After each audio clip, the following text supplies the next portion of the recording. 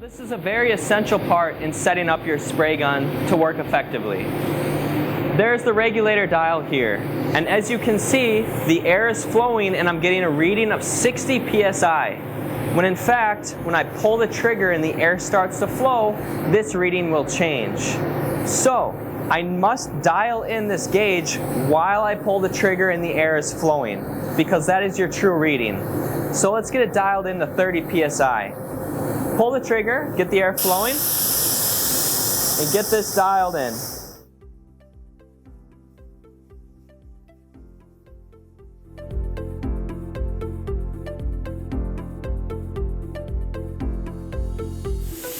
Now that the dial is reading 30 PSI while I pull the trigger, I know that I'm close.